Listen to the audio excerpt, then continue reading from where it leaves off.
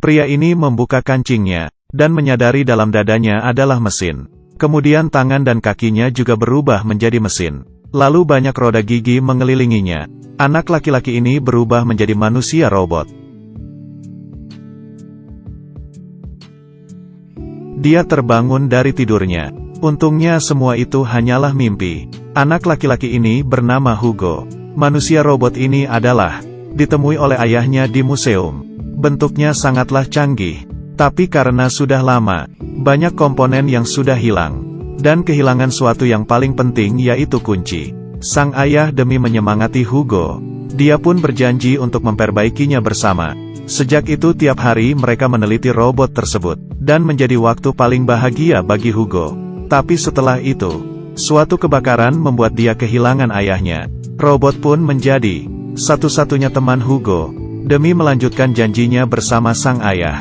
Dia hanya bisa hidup bersama pamannya yang pemabuk yaitu Claude, tinggal di lantai jam stasiun kereta api. Selain tiap hari bekerja di lantai jam stasiun, dia mengikuti pola yang ditinggalkan sang ayah, dan mencari cara untuk mencari komponen dan memperbaiki robot. Dan toko mainan di seberang menjadi gudang komponen Hugo. Hari itu dia memanfaatkan saat bos toko tidur siang, diam-diam mencuri robot tikus di mejanya. Tak disangka langsung ditangkap oleh bos. Akhirnya berhasil menangkapmu juga, dan memaksanya untuk mengeluarkan barang yang berada di kantongnya. Kalau tidak dia akan memanggil polisi. Hugo pun hanya bisa menurutinya. Dari dalam kantong mengeluarkan komponen, dan buku yang berisi banyak komponen. Semua itu adalah ditulis oleh ayahnya sendiri. Tak disangka setelah bos itu melihat buku tersebut, dia langsung mengambil bukunya, dan mengatakan itu hasil curiannya. Bawa pulang dia akan membakarnya. Mereka yang ribut menarik perhatian polisi. Hugo pun kabur duluan. Di malam hari saat bos menutup tokonya, dia menemuinya, dan menyuruhnya untuk mengembalikan bukunya. Itu adalah barang peninggalan ayahnya. Hingga bos masuk ke dalam rumahnya, dia juga tidak mengembalikan bukunya. Hugo yang lucu, memohon keponakan perempuannya si bos, Isabel, berharap dia bisa membantunya, dan mengatakan di dalam buku itu ada rahasia. Hal ini pun menarik perhatian Isabel, sehingga dia membantunya untuk mengambil buku tersebut. Keesokan paginya, Hugo menemui George lagi. Tak disangka George memberikannya sebuah sapu tangan, dan di dalamnya ada debu bekas bakar. Hugo yang melihatnya pun menangis dan meninggalkannya. Dan di sudut jalan ia menabrak Isabel. Dia memberitahu Hugo, buku itu tidak dibakar, tapi dia sudah dibohongi oleh George. Hugo yang mengetahui kebenarannya, pergi menemui George lagi. Kali ini George tidak mengusirnya, tapi mengeluarkan robot tikus yang sebelumnya rusak, dan menyuruh Hugo untuk memperbaikinya. Hugo mengambil beberapa alat, dan memperbaiki robot tikus. George yang melihat talentanya, dan menyuruhnya untuk bekerja di tokonya. Bila dia bekerja dengan baik maka dia akan mengembalikan bukunya. Hugo selain tiap hari bekerja, dia belajar banyak hal bersama George, sekalian menggunakan alat di toko, dan mempelajari pengetahuan. Kemudian pulang untuk memperbaiki robotnya. Dia yang terus berusaha keras. Akhirnya robotnya pun berhasil diperbaiki. Tapi dia tidak memiliki kunci, jadi tetap tidak bisa menghidupkannya. Dengan sudah lama bekerja di toko mainan, hubungannya dengan Isabel semakin dekat. Hari ini Isabel terjatuh di kerumunan orang. Dia tidak bisa berdiri. Hugo pun langsung menariknya berdiri. Dan dia juga menyadari, kalung yang dipakai di leher Isabel ada kunci berbentuk hati. Inilah yang dicarinya. Kemudian dia membawanya ke lantai jam, dan memperlihatkan robot yang sudah diperbaikinya. Isabel pun memberikan kuncinya kepada Hugo. Kemudian dia memutar kuncinya. Dengan cepat robot itu mulai bergerak. Tiap roda gigi saling bertemu. Tangan robot mulai bergerak. Dan semakin lama geraknya semakin cepat. Sebuah gambar pun selesai. Kemudian robot menuliskan nama George. Mereka penuh keraguan, dan datang ke rumah George, ingin mengetahui arti dari gambar tersebut. Setelah menemui Bibi, Hugo memberikan gambar tersebut kepadanya. Tak disangka setelah dia melihatnya, dia terdiam cukup lama, dan dia langsung menyuruh Hugo pergi. Dan saat itu George kebetulan pulang dari toko. Bibi menyembunyikan mereka di ruang buku, menyuruh mereka untuk tidak bersuara, lalu menatapnya dengan sinis dan menutup pintu. Hal ini membuat Hugo penasaran. Isabel berdiri di atas kursi, dan menyadari kotak di atas lemari. Di saat dia mengambil kotak tersebut, kursi tiba-tiba patah.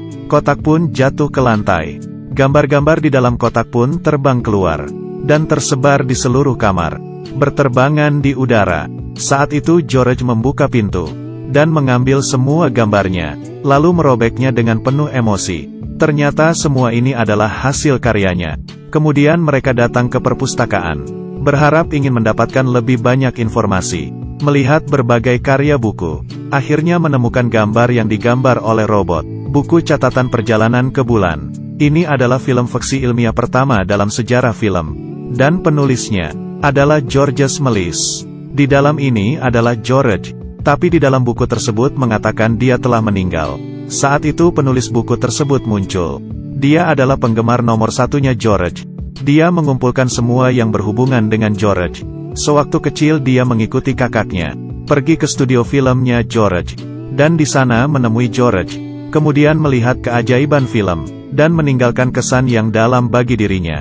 Dan di dalam kotak simpanannya, ada film karya George. Ini adalah sebuah mahakarya. Agar George kembali berkarya, mereka memutuskan untuk menyuruhnya melihat hasil karyanya. Hugo berada di rel kereta, menemui sebuah kunci berbentuk hati. Tidak lama mengambilnya, sebuah kereta api datang.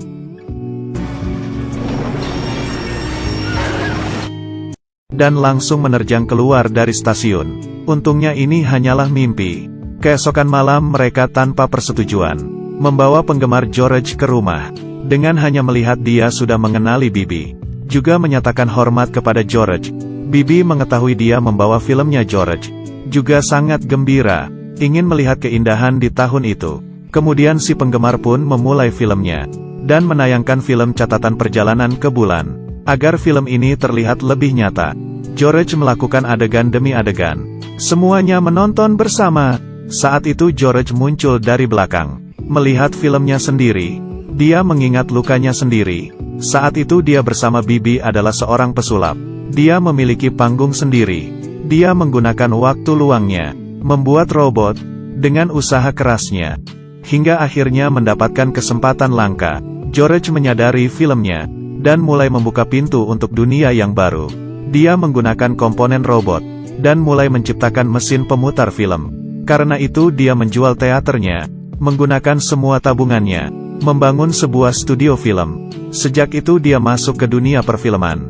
Dengan semangat keunggulan, dia merekam 500 lebih karya, dan efek khusus film yang luar biasa itu. Semuanya adalah hasil pikiran George, sehingga dia menjadi orang yang paling populer di saat itu. Namun Perang Dunia Pertama terjadi. Semuanya pun berubah. Orang-orang muda semuanya ikut perang. Tidak ada lagi yang meluangkan waktu untuk nonton film. Studio film pun terlantarkan. George yang dalam keputusasaannya pun membakar semua barang. Filmnya dijual ke perusahaan lain. Semua barang telah hilang. Kemudian menggunakan sisa tabungannya, membeli sebuah toko mainan, dan memulai hidupnya. Hugo yang mendengar sampai sana, teringat dengan robot di rumahnya. Dia langsung berlari pulang, ingin mengembalikannya ke George, tapi dia ditangkap oleh polisi kereta api. Di saat polisi tidak memerhatikannya, dia membuka pintu dan kabur, lalu berlari ke lantai atas. Demi menghindari kejaran anjing polisi, dia panjat ke jam di luar, dan memegangi jarum dinding. Polisi mencari-cari tapi tidak menemukan Hugo. Kemudian dia membawa anjingnya pergi. Hugo membawa robotnya dan langsung pergi. Tapi dia ditangkap di stasiun. Robot pun terjatuh ke dalam rel. Melihat kereta api yang melaju datang, dia langsung lompat ke bawah. Masinis langsung menarik pedal rem, tapi kereta api sama sekali tidak berhenti. Kemudian polisi langsung menariknya ke atas, memastikan dia tidak terluka. Dia bersiap untuk membawanya ke panti asuhan. Dan di saat itu George segera menolongnya. Lalu dia memberikan robot yang terjatuh rusak ke George. George menggendongnya, kemudian membawa Hugo pergi. Akhirnya George kembali berkarya. Sekali lagi muncul di atas panggung. Aku malam ini bisa berdiri di depan kalian karena seorang anak muda yang sangat pemberani. Dia menemukan robot yang rusak, dan berusaha keras untuk memperbaikinya. Mungkin yang George katakan adalah dirinya sendiri. Suatu kalimat di dalam film yang membuatku sangat suka adalah, bila orang kehilangan tujuan, Seperti menemui robot yang rusak. Aku adalah Dongfang, terima kasih sudah tonton. Kita ketemu lagi.